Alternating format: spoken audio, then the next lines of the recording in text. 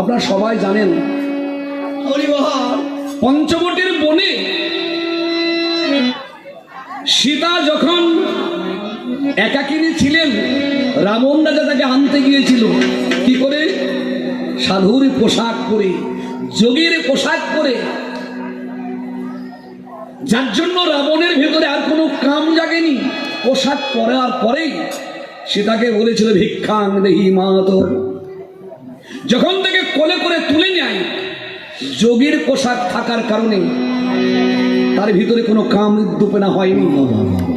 সীতা দেবীও সেই পোশাককে বিশ্বাস করে রাবণের কোলে ঝাঁপ দিয়ে পড়েছিলেন। তাহলে এই পোশাকের কত গুণ! শ্রীকৃষ্ণ ভাবলেন আমি যে পোশাক পরে রাধারানীর মান ভাঙিয়েছি, এই পোশাক সামান্য নয়, ওই পোশাক তুলে রেখেছিলেন। তাই যেদিনকে মথুরায় গমন করছেন, কংসের ধনুর যজ্ঞে অক্রুর যখন নিয়ে যাচ্ছে, রথের উপরে কৃষ্ণ বলরাম, অক্রুর অবগাহন করতে যমুনার জলে নেমেছেন। যমুনার জলে ডুব দিয়ে দেখে জলের নিচে কৃষ্ণ। অক্রুর মনে করলেন আমার রথের কৃষ্ণ কি জলে নেমে এসেছে? আবার উঠে দেখে না, রথের উপরে কৃষ্ণ। আবার ডুব দিয়ে দেখে জলের নিচে কৃষ্ণ। আবার উঠে দেখে রথে কৃষ্ণ। রথের কৃষ্ণ তখন অক্রুরকে ডেকেছিল, উঠে আসুন খুড়ো মশাই, যাকে দেখছেন সেটাও আমি, উপরে যাকে দেখছেন এটাও আমি, কিন্তু এই আমি আর ওই আমিতে পার্থক্য। ওইটা হচ্ছে বৃন্দাবন অধিপতি, আপনি উঠে আসুন। অক্রুর যখন আসলো, ভগবান শ্রীকৃষ্ণের কাছে রাখা সেই যোগীর পোশাক অক্রুরের হাতে তুলে দিয়েছিল। আমি এই পোশাক পরে রাধারানীর মান ভিক্ষা করেছিলাম, আর এই পোশাক তুমি নাও। আগত কলি যুগে শ্রীমতী রাধারানী প্রেম ঋণ পরিশোধ করার জন্য আমি রাধাভাত কান্তি ধরি নদিয়াতে গৌর হরি হব, আর সেই দিনকে তোমার নাম হবে ভারতী গোসাই কেশব ভারতী।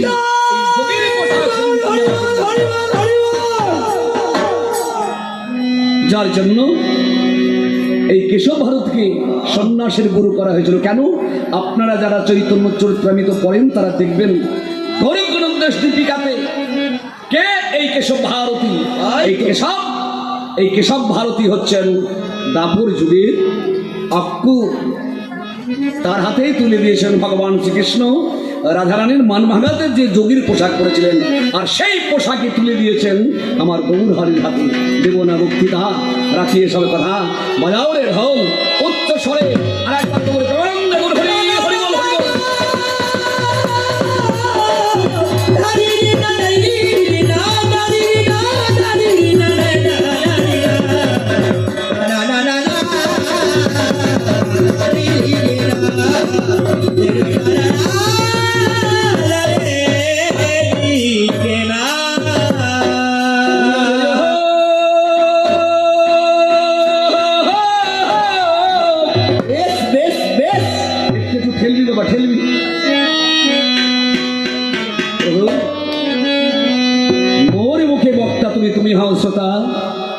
আমার হৃদয়ে প্রেরণ করাও জিউ ভাই কহাও কথা, আমি কে বলার প্রভু। আজকে তো কৃষ্ণ কথা নয়, আজকে হরি কথা। হরি কথা কাকে বলে, কৃষ্ণ কথা কাকে বলে?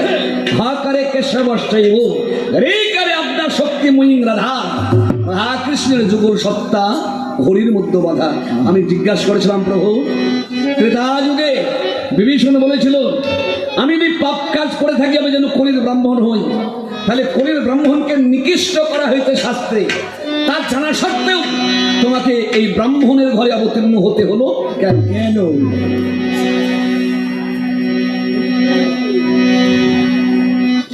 ও যে ডুবে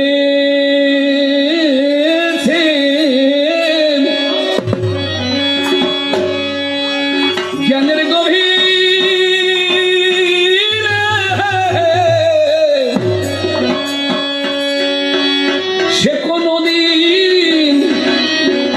আসবে না ফিরে।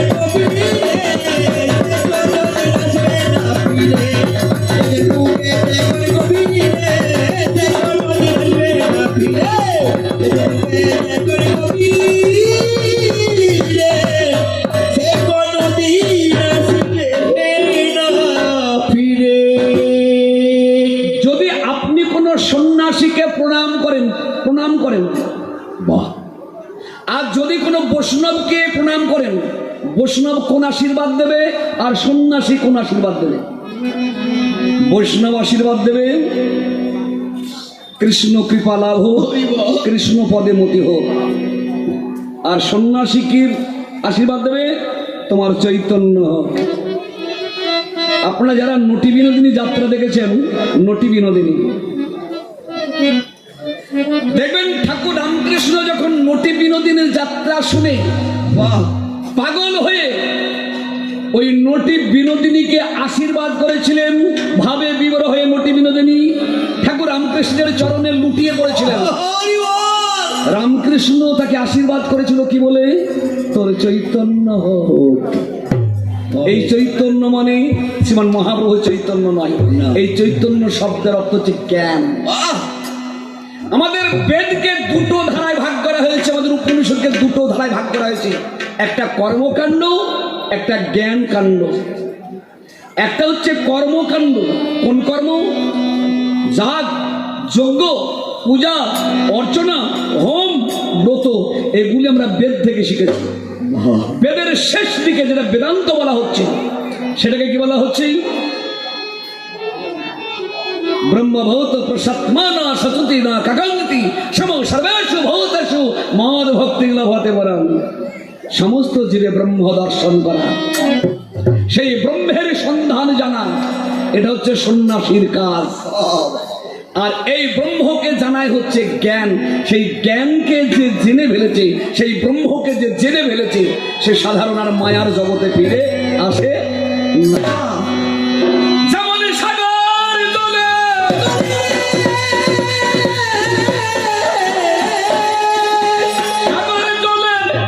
হিনুকে মুক্ত পেলে আসে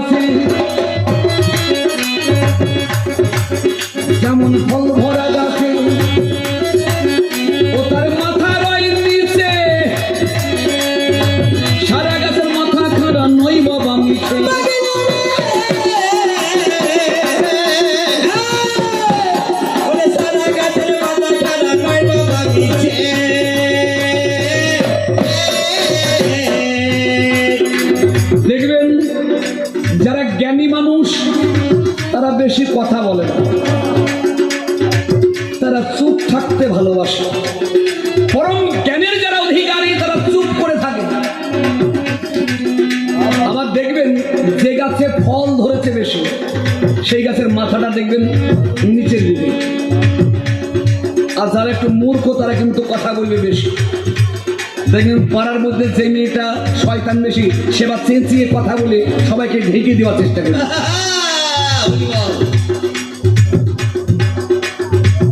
যেমন ফল ভরা গাছে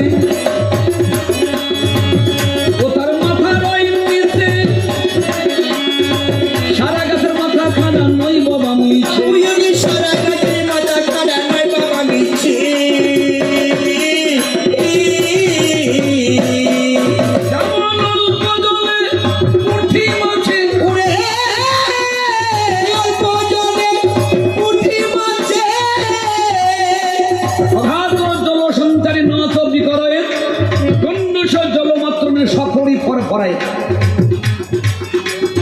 আঘাত জলে রুই কাতলা তারা বেশি নড়াচড়া করে না, কিন্তু অল্প জলের পুঁটি মাছ বেশি ছটফট করে।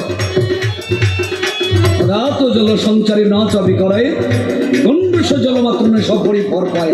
আচ্ছা, যেমন অল্প জলে পুঁটি মাছের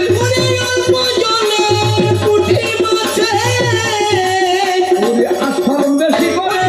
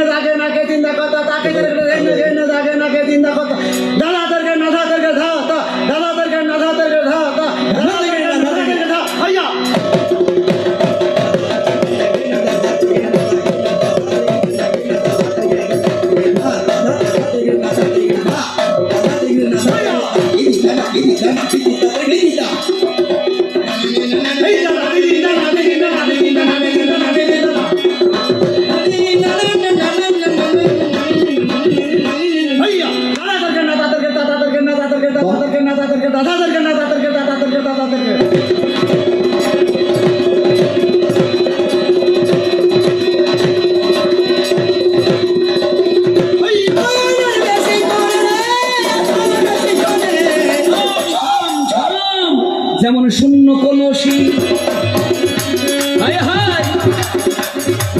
যেমন শূন্য কলসি ও তার আওয়াজ হয় বেশি, মায়ের তুল্য কোনোদিন হবে না মাসি।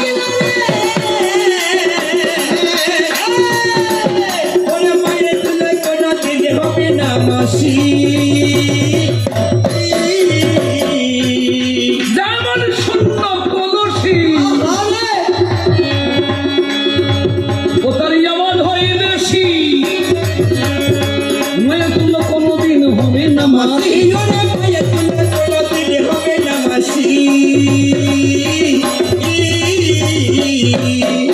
ওরে রাধার তুল্য হয় না দাসী, রাধার তুল্য হয় না দাসী, রাধার তুল্য হয় না দাসী। দেখুন গো বিচার করে,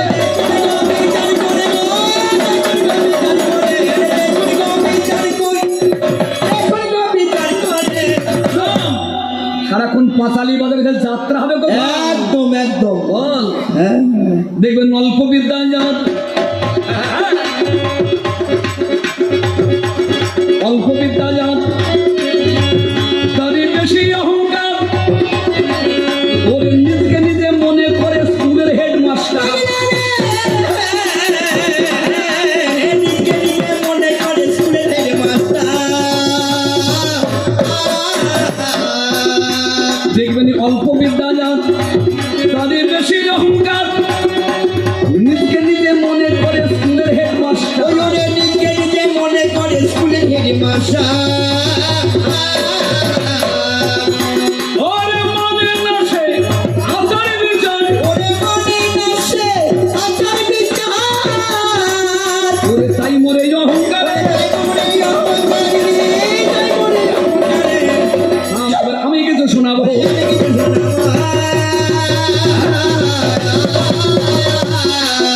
এবার আমি কিছু শোনাবো, এবার আমি কিছু শোনাবো।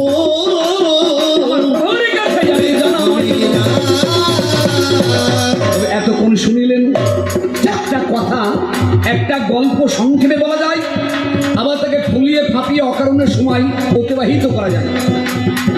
বহু কথার বহু দোষ, অত সময় তো নেব না। আমি রামানন্দ হয়ে কিছু করি আলোচনা। কত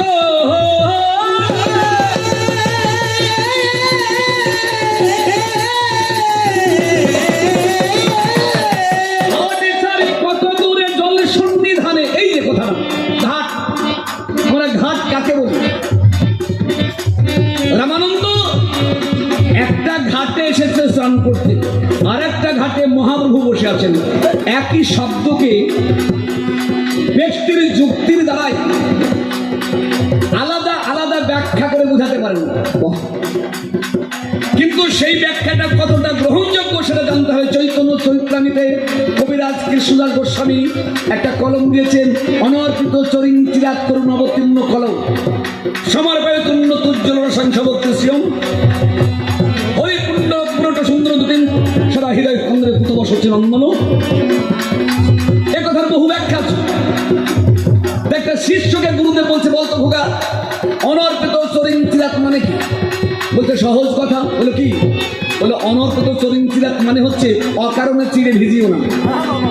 আগে গৃহস্থ দেখো কতটুকু দুধ, কতটুকু দুধ আছে, ঠিক জলে চিড়ি ভিজানো উচিত নয়, মানে ও যা বুঝেছে তাই।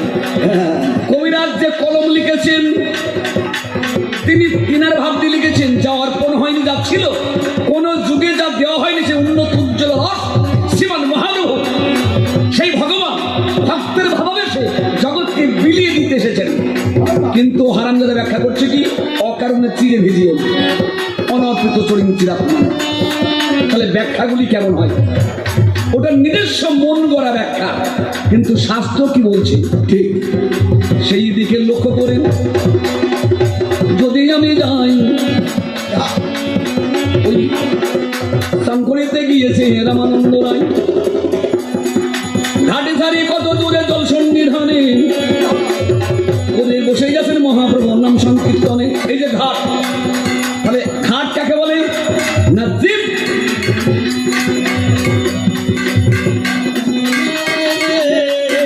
সংসার খাবে। একটু আসতে মা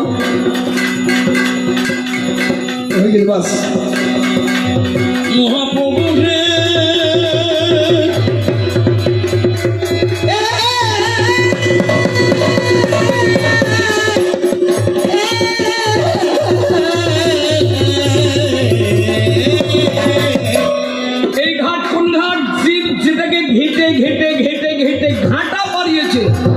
সেটাকেই বলা হয় ঘাট।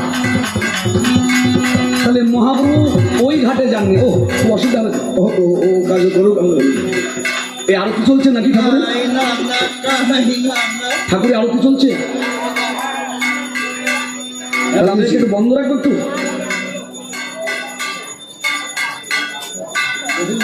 না দুটো একসঙ্গে চলবে, তাহলে আরতিটা শেষ হোক।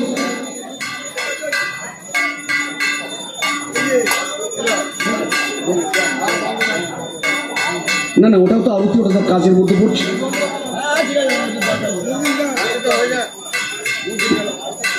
ঠিক আছে আরতি হয়ে যাবে।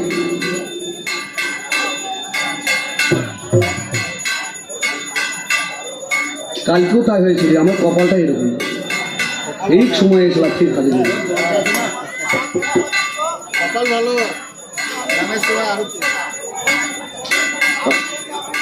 না না হয় না বাবারে। একটা কথা বলার শুনুন, আপনারা যে মনোভাব নিয়ে বলছেন তো হয় না।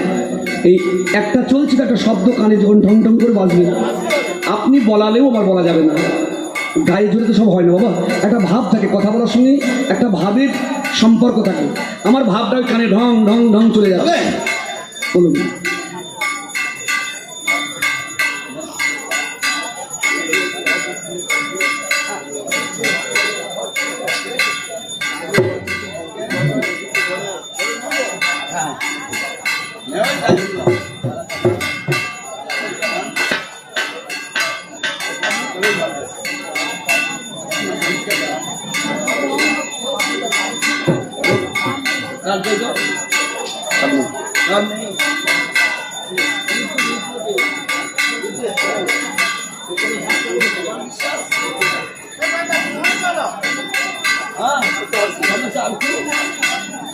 ওই ঘন্টাটা বাজছে আর হয় কথা অসুবিধা বলতে।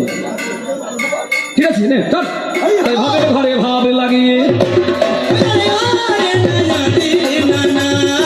ভাবের ঘরে একটু ভাবে লাগিয়ে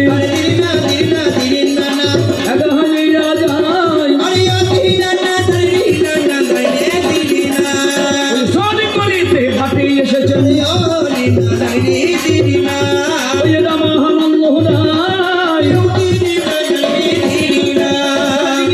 কৃষ্ণ ভক্ত। এই সমস্ত যুবতীদের নিয়ে মহাপ্রভু জিজ্ঞাসা করেছিলেন রামানন্দকে, কাষ্টের কামিনী দেখে হয় কামের বিকাশ, কেমন ধৈর্য ধরাই কামিনীর পাশ। বাবারে একটু অল্প করে ছাড়ুন না আরতিটা, অসুবিধা হবে। কাশিটা একটু ছোট করে বাজান মা, একটু ছোট করে বাজান, উনি শুনবেন না। বংশীটা যদি একটু ছোট করে বাজানো যায়, কোনো অসুবিধা আছে? ওটা তাড়াতাড়ি হচ্ছে তো ঠাকুরের। হ্যাঁ, মা মশাই বাজিয়ে যাচ্ছে। মাকে বলছি কাশিদা আওয়াজ একটু ছোট করুন মা। ওর একই তাল, একটু ছোট করে বাজান মা, একটু কাশিদা। হ্যাঁ, ছোট ছোট করে বাজান। হ্যাঁ, আরতি করুন। হ্যাঁ, ভাবের ঘরে ভাব লাগে আমি রামানন্দ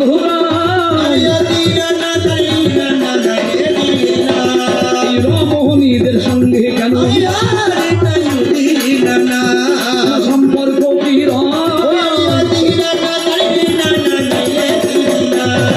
কি ঠিক রেখেছি আমি, ঠিক রেখেছি আমি ঠিক রেখেছি, আমি ঠিক রেখেছি, আমি ঠিক রেখেছি, আমি ঠিক রেখেছি। ওই আমি ঠিক রেখেছি, আমি ঠিক রেখেছি, ওই তোমাদের সঙ্গে যদি ল্যাংটা রয়েছি, আমি ঠিক রেখেছি, ঠিক রেখেছি, আমি ঠিক রেখেছি।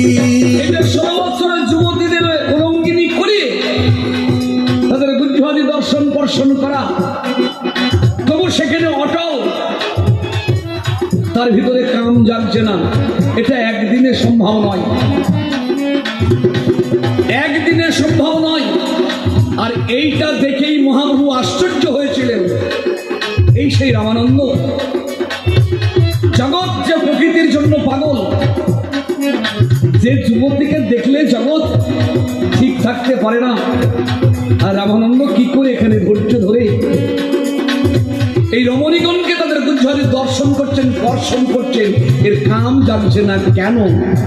কি করে জয় করেছে এটা দেখুন। এই যে আমাদের কাম কামনা, এগুলি আমরা যখন মাতৃগর্ভ থেকে জন্ম নিয়ে আসি তখনই এগুলি সঙ্গে করে নিয়ে আসি। যখন আসি, যদি তা না হয় দেখবেন একটা ছাগলের বাচ্চা জন্মিয়ে দেখবেন লাফ দিয়ে আর একটা ছাগলের পিঠের উপর উঠছে একদম কয়েক মিনিটের মধ্যে। দেখলো কি করে, শিখলো কি করে? মানে যে স্বভাব নিয়ে এসেছেন সেই স্বভাবটাকে পরিত্যাগ করতে পারেন। তাহলে সেই স্বভাবকে পরিত্যাগ করতে হলে একটু সাধনা করতে হয়। কিভাবে? আমাদের এই দেহে যে 3.5 কোটি নারী, 3.5 কোটি নারীকে রিফাইন করে 750, তার মধ্যে রিফাইন করে 32কে রিফাইন করে 14, 14-এর মধ্যে 3 এরা পিঙ্গলা সুষমনা হবেন। এই যে সুষমনা, সুষমনার মধ্যে আবার 3টে নারী, একটা চিত্রাণী, একটা বজ্রাণী, তার মধ্যে ব্রহ্ম নারী। এই যেটা ব্রহ্ম নারী অতি সূক্ষ্মানুসূক্ষ্ম তার ছিদ্র, এই ছিদ্রটা জীব যদি প্রাণায়াম দ্বারা, যেটাকে আপনাদের ভাষায় বলেন কুলকুণ্ডলিনীকে ঊর্ধ্বগামী করা, মায়ের মুখতে উপরের দিকে করা, তারপরে ভিতরে অপারেশন করে ডাক্তার দিয়ে কুড়িয়ে আনবেন। যে স্বভাবে জীবের নিম্ন দশা হয়, সেই স্বভাবটাকে ঘোরাতে হলে বহুদিন সাধনা করতে করতে করতে করতে করতে করতে ওইটাকে শ্বাসের দ্বারাই উপরে আনতে হবে। আর ওই নারীর মুখ যখন উপরের দিকে হবে, আপনার যে কাম চরিতার্থ, যে কামনার দেহ, সেটা সূক্ষ্ম দেহ হবে। আর সূক্ষ্ম দেহ হলে আর শত শত কামিনী আপনাকে জড়িয়ে ধরলেও আপনার আর কামে জাগবে না।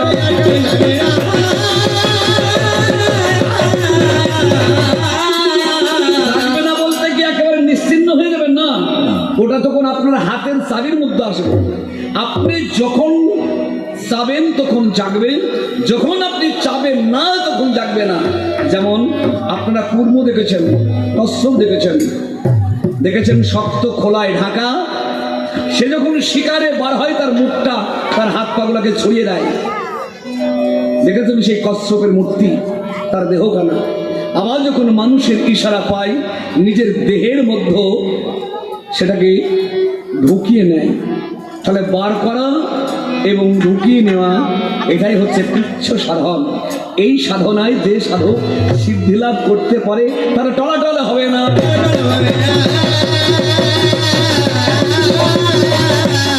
টলাটল হবে না, মুখের কথাই হবে না ভাই। তাই তো আমার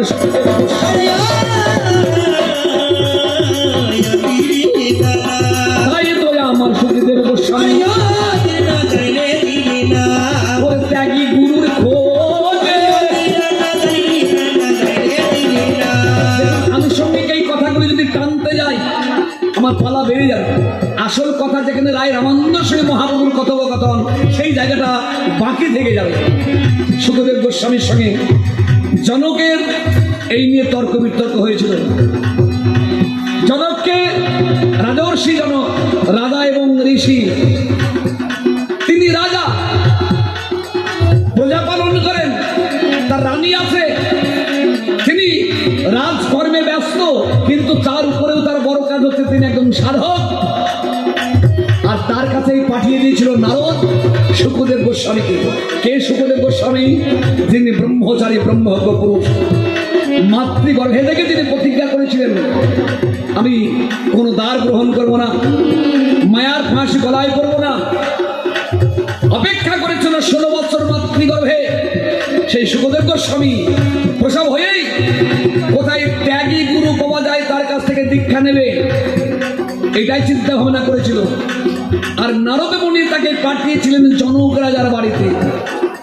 জনকের পুরীতে প্রবেশ করে সুখদেব গোস্বামী দেখতে পেলেন যার কাছে পাঠিয়েছে, যাকে গুরু করব, সে ভগবলাসে মত্ত।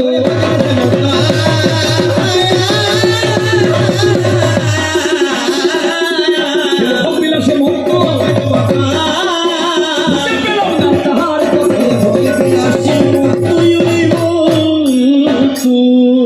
ত্যাগী গুরু খুঁজতে পাঠিয়েছে নারদ, আর সুখদেব গোস্বামীকে দেখে যার কাছে পাঠিয়েছে 8-10টা রমণী উলঙ্গিনী হয়ে তাদের স্তন দ্বারা জনক ঋষির গা মর্দন করছে।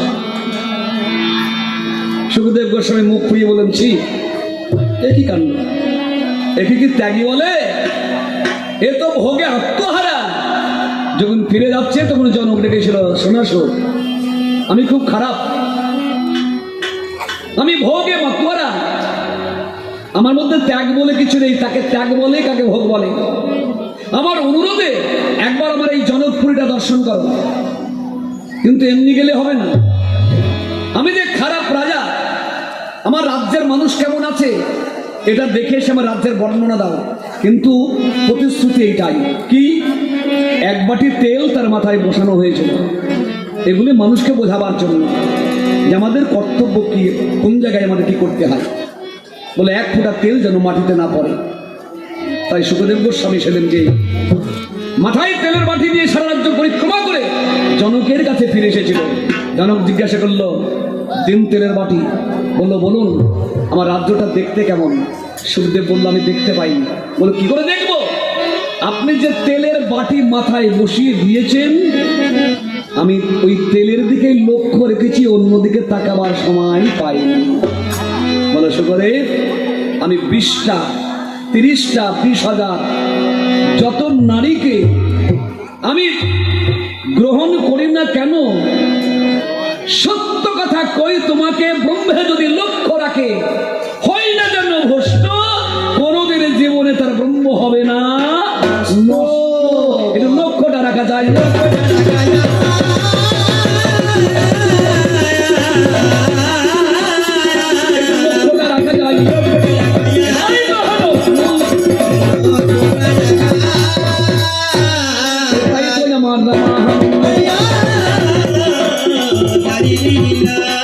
তাই তো আমার রামানন্দ,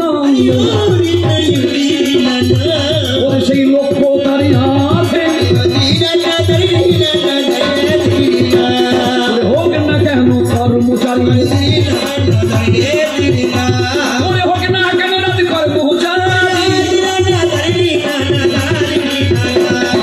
ঠিক জায়গায় ভাই লক্ষ্য।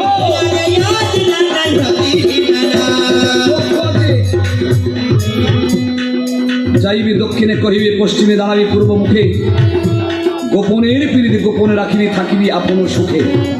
গোপনের বিরুদ্ধে সাধিবি আপন কাজ, সাপের বুকেতে ভেকের নাচাবি তবেই তো রসিকরাজ।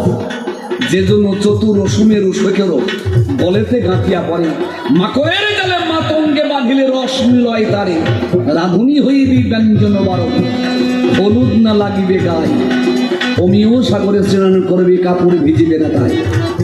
অমিও সাগরে স্নান করবি আলায়া মাথার কেশ, নীর না শুইবি তীর না উঠিবি সমসুখ দুঃখ ক্লেশ, সেই রস নিগুড় ধন্য, প্রযোগী না ইহা না জানে অন্য, তুই রসিক হলে জানে যতনে সে ধন সাধনে আনে। কারণ অমৃত মরিকি লাবণ্যামৃত, ওই ত্রিধারায় করতে হবে স্নান, স্নানে যদি শুদ্ধ হয় কৃতাবদগ্ধ প্রাণ। প্রথম দুয়ারে মদের বসতি, তৃতীয় দুয়ারে হাস্যস্থিতি, দ্বিতীয় দুয়ারে কন্দর পরয়, চণ্ডীদাস কহিয়া ভদ্রমে কয়। স্নান করলে হবে না। কোন ঘাটে স্নান করতে হয়? ঘাট কটা? কোন ঘাটে স্নান করলে বসন ভিজবে না? যদি রসিক গুরু কারো ধরা থাকে, সেই গুরু করণ করে তিনি বুঝিয়ে দেবেন আমাদের কোন ঘাটে স্নান করতে হয়, কোন ঘাটে মৃত্যু হয়, আর কোন ঘাটে মানুষ আত্মার শান্তি পায়। এটাই আগে বুঝাতে হবে। আমি বেশি তো বলবো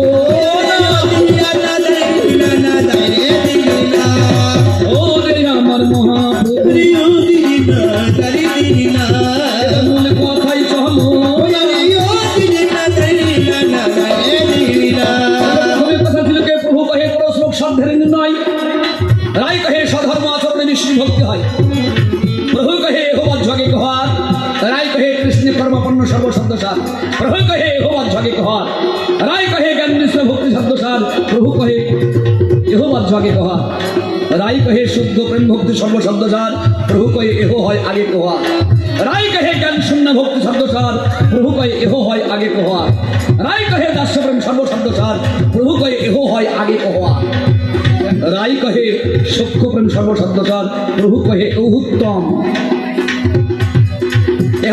আগে কহা, রায় কহে বাৎসল্য প্রেম সর্বশব্দসার। প্রভু কহে এহুত্তম আগে কহা, রায় কহে কান্তা প্রেম সর্বশব্দ, রায় কহে কান্তা প্রেম সর্বশব্দসার। প্রভু কহে এই সাধ্যাবধি সুনিশ্চয়, কৃপা করি কহ আগে যদি কিছু হয়। রায় কহে ইহার আগে পৌঁছে কোন জনে, এতদিন না জানি আসি ভুবনে। ইহার মধ্য রাধার প্রেম সর্বসাধ্য শিরোমণি, যাহার মহিমা সর্বশাস্ত্রে ব্যাখ্যানি। পূর্ব রসে গুণ পরে পরে হয়, 2-3 গণনে পঞ্চ পর্যন্ত বাড়ায়। গুণাধিক্য সারাধিক্য বাড়ে প্রতি রসে, শান্ত দাস্য সত্য বাৎসল্যের গুণ মধুরতে বৈশে। আকাশাদের গুণ যেমন পর হতে, এই প্রেমে বস কৃষ্ণ কহে ভাই পথে নেমেছে।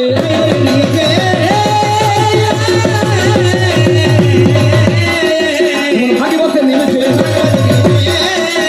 প্রভু আমার নেমে দিয়েছে। গীতা রাজ্যে তরে নতারি রে না না না,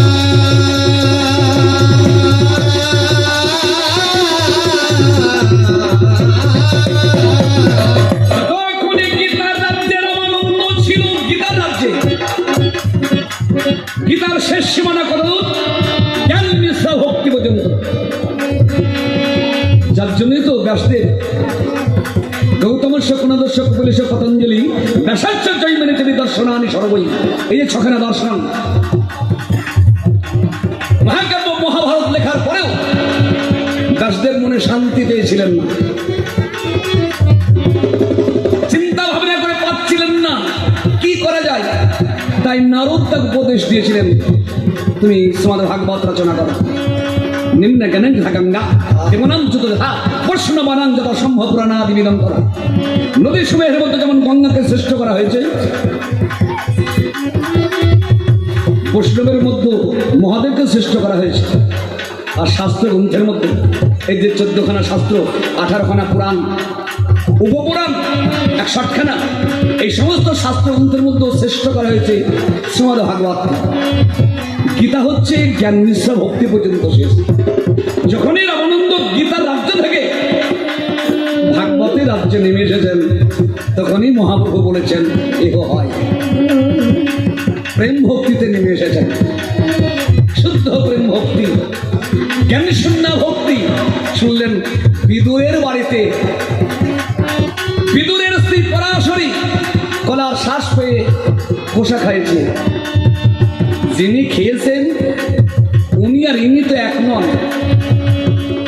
জ্ঞান শূন্য বলতে কি, মানে জ্ঞান থাকবে না, জ্ঞান থাকবে কিন্তু ভক্তির দাস হবে, ভক্তির চাকর হবে, ভক্তি হবে রানী আর জ্ঞান হবে তার দাস।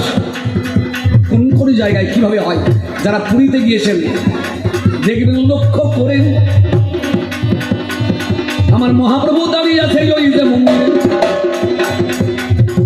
গম্ভীরাতে মহাপ্রভু দাঁড়াজিদা দয় গরুর পক্ষীতে ভর করে চৈতন্য গোসাই মহাপ্রভু যখন যখন পুরীতে গিয়েছিলেন, ওটা কি মাস? আপনারা এত গৌরীলায় গান শোনেন, মা তোমরা বল কি মাসে গিয়েছিলেন পুরীতে?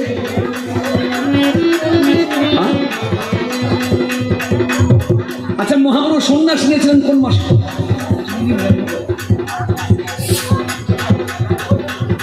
আপনি তো জানবেন, আমি তো আপনাকে জিজ্ঞেস করছি কেন, ওই দুসাকে জিজ্ঞেস করতে হবে। 24 বছর শেষ মাঘ মাস মহাপ্রভু সেই দিন লইলেন সন্ন্যাস। 24 বছরের শেষ মাঘ মাস। আর জন্মিয়েছিলেন কোন মাসে? ফাল্গুন মাসে। রংদোল মানে দোল পূর্ণিমা তিথিতে ফাল্গুন মাসে মহাপ্রভু আবির্ভূত হয়েছেন পৃথিবীতে, আর সন্ন্যাস নিয়েছিলেন মাঘ মাসে। তাহলে পুরীতে গিয়েছিলেন ফাল্গুন মাসে। মহাপ্রভু যেবার গিয়েছিলেন সেবার রথযাত্রা দেখেননি, কারণ উনি 2 বছর গমনাগমন করেছিলেন শ্রীধাম বৃন্দাবন দক্ষিণ ভারত। আর ওই সময়ে রামানন্দের সঙ্গে মহাপ্রভুর কথোপকথন বা আলোচনা। তা লক্ষ্য করবেন, পরে 2 বছর পরে যখন ফিরে এসেছিলেন পুরীতে, রথ দেখবো বলে আমার মহাপ্রভু ও বাবাদের ভাসে চোখের জলে। গরুর পক্ষীর উপর দিয়ে প্রভু হাত ওরে রথের উপরে দর্শন করে জগন্নাথ। আর এক উড়িয়া রমণী, পুরীতে যারা যায় প্রচুর মানুষের ভিড়, তো উড়িষ্যা রমণী জগন্নাথ দেবকে দেখতে পাচ্ছেন না, তাই মহাপ্রভুর কাঁধের উপরে পা দিয়ে যারা চৈতন্য চরিত্রামৃত পড়েছেন তারা দেখবেন এই টিপচাপটা দেখবেন, সেই উড়িষ্যার সেই রমণী শ্রীমান মহাপ্রভুর কাঁধের উপরে পা দিয়ে উঠে জগন্নাথ দেবকে দর্শন করছেন। যে প্রভু শ্রীমুখ দর্শন করেন না, আর সেই প্রভুর কাঁধের উপরে পা দিয়েছে ওই উড়িয়া রমণী। সর্বদামোদার জাত গেল বলে রমণীকে যেমন নামাতে গেছেন, মহাপ্রভু বললেন নামিও না। ওই ভাব আমার মধ্যে নেই কেন? এটাকে বলা হয় জ্ঞান শূন্য ভক্তি। জগন্নাথ দেবকে দর্শন করবো, এটা ভক্তি, কিন্তু সন্ন্যাসীর গায়ে পা দিয়েছেন এটা তার মনে নাই। জ্ঞান লুপ্ত হয়ে গিয়েছে, ভক্তির ভাব তার ভিতরে বেশি জেগেছে। এটা মহাপ্রভু নিজে বলেছেন। জ্ঞান শূন্য হয় কি করে, কখন হয়? সনাতন গোস্বামী যখন মালদাহ থেকে উনি যখন প্রভুর সঙ্গে দেখা করবার জন্য চলে আসছিলেন কাশীতে, আসার পথে ওনার জলরোগ হয়, সারা দেহে পশলা জাতীয় অসুখ হয়েছিল, সারা দেহে ক্লেদ ঝরতো, খুব ঝরতো। তপন মিশ্রের বাড়িতে যখন প্রথম দেখা, আমার মহাপ্রভুর সাথে সনাতনে দাঁড়িয়ে আছে, জানি অপেক্ষাতে। মহাপ্রভুর সঙ্গে যখন সাক্ষাৎ হয়ে গেলে মহাপ্রভু তাকে জড়িয়ে ধরেছিলেন, আর সনাতন গোস্বামী সহ্য করতে পারেনি। আমার গায়ে এই রক্ত পুষ্প মধ্যে লেগে যাচ্ছে। তাই একদিন সংকল্প করেছিল কি না, কালকে যখন রথ বার হবে ওই রথের চাকার তলায় আমি প্রাণ দিয়ে দেব রে।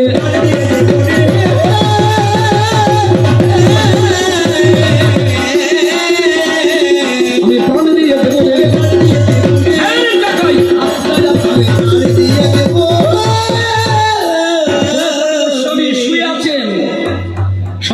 করেছেন কাল সকাল হলেই জগন্নাথ দেবের রথ বার হবে আর আমি রথের চাকার নিচে শুয়ে আমার প্রাণ দিয়ে দেব। রথের ওজন তো কম নয়। অন্তর্যামী গৌরহরি জানতে পেরে সনাতন গোস্বামী যেখানে শয়নে আছেন মাথার কাছে গিয়ে দাঁড়িয়েছেন। সনাতন, সনাতন, সনাতন প্রভু তাকিয়ে বলে, কে? বলে, আমি সনাতন। একবার চোখ মেলো। সনাতন গোস্বামী তাকিয়ে দেখে মাথার কাছে দাঁড়িয়ে মহাপ্রভু। বলে, প্রভু তুমি? বলে, তার আগে বলো এই দেহটা কি তোমার? বলো সনাতন, দেহটা কি তোমার? ভক্তের দেহ প্রাকৃত কভু নয়, অপ্রাকৃত দেহ ভক্তের চিদানন্দময়। দীক্ষাকালে ভক্ত করে আত্মসমর্পণ, সেই কালে কৃষ্ণ তারে করেন আত্মসম। ভক্ত যখনই দীক্ষা গ্রহণ করে গুরুদেবের কাছ থেকে, দেহটা গুরুদেবকে দেওয়া হয়ে যায়, আর সেই দেহটা যখন কৃষ্ণের হয়। যদি কোনো ভক্ত এটাকে মনে করে আমার দেহ আমার নয়, আমি গুরু পদে অর্পণ করে দিয়েছি, নিজেকে উজাড় করে দিয়েছি, বলুন তাহলে সেই দেহে আর কাম কামনা জাগতে পারে? সনাতন গোস্বামী আত্মহত্যা করলেন না। আত্মহত্যা কি? শুধু কি প্রাণ দিয়ে দেওয়া? আত্মহত্যা আমরা যতবার কামনার বশে, কামনিকে রসে, আত্মসুখের জন্য যখন নিজেকে মারতে যাই, এটাই তো আত্মহত্যা। যদি কোনো ভক্ত মনে করে এই দেহটা তো আমার নয়, ওটাও তো আমার নয়, ওটা তো গুরুদেবকে দিয়েছি, তার আর ক্ষতি হবে না।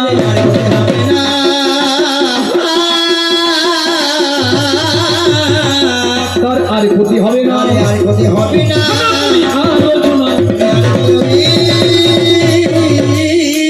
এই পর্যন্ত যা কিছু আমার বলা ছিল ওই মহাপ্রভু চরণে নিবেদন করা হলো।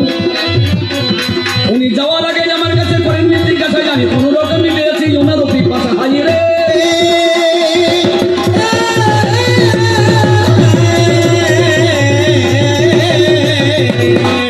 আমি শ্রীমান মহাপ্রভু আমার কাছে আর কিছু জিজ্ঞাসা করেন, আমি শুধু একটা কথা জিজ্ঞাসা করবো, প্রভু তুমি যে কান্তা প্রেমকে শ্রেষ্ঠ করছো, কান্তা প্রেমকে শ্রেষ্ঠ, যদি কান্তা প্রেম শ্রেষ্ঠ হবে, রাধারানীর ভাব যদি শ্রেষ্ঠ ভাব, আচ্ছা বলো তো প্রভু, তারপরে ভগবান শ্রীকৃষ্ণ। দেখুন আমি কি জানি আপনাদের অন্তরে কি আছে, এগুলি তো আলাদা কথা। প্রভু কি বলবে সেই কথাটাই কথা।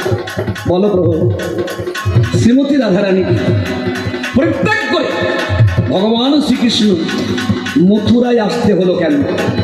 যদি কান্তা প্রেমী শ্রেষ্ঠ হবে, মহাভাবের ভাবিলে শ্রীমতী রাধারানী যদি শ্রেষ্ঠ ভক্ত হবে, সেই ভক্তকে ত্যাগ করতে হলো কেন? ভক্তকে ত্যাগ করেছে না গুরুকে ত্যাগ করেছেন? শ্রীকৃষ্ণ নিজে বলেছেন, শ্রীমতী রাধারানী আমার প্রেমের গুরু, তিনিই আমার কল্পতরু। তাহলে বলো তো প্রভু, রাধারানীকে ত্যাগ করলো কেন? আমার জিজ্ঞাসা, মাত্র দুটো কথা জিজ্ঞাসা করব। দেখেছেন কি কি সব আনছেন? পাকিস্তানের সঙ্গে ভারতবর্ষের যুদ্ধ বাজলো বলে কামান টামান কেমন রেডি করছে, বুঝতে পারছেন? বাবা গোলাগুলির মধ্যে আমরা নেই না বাবা। তাই শ্রীমান মহাপ্রভুকে কিছু বলার সুযোগ দেওয়ার জন্য আমি মাত্র দুটি কথা জিজ্ঞাসা করব, মাত্র দুটি কথা। বলো প্রভু। এই গেল এক কথা। যখন কাশীতে প্রকাশানন্দ সরস্বতী সন্ন্যাসীর যে কর্ম নাই বলে তোমাকে উপহাস করে যে পত্র লিখে তোমাকে নিমন্ত্রণ করে নিয়ে গিয়েছিল, তুমি তার উত্তর দিয়েছিলে কি? সন্ন্যাসীর কি বলা উচিত কি বলা উচিত নয়? সন্ন্যাসী হইয়া করে গায়ন নর্তন না করে, বেদান্ত পাঠ না করে শ্রবণ, প্রকাশানন্দ সরস্বতী বলেছিলেন এগুলো সন্ন্যাসীর কর্ম নয়। ভাবুক হইয়া ফেরে ভাবুকের শোনে, মূর্খ সন্ন্যাসী নিজ ধর্ম নাহি জানে।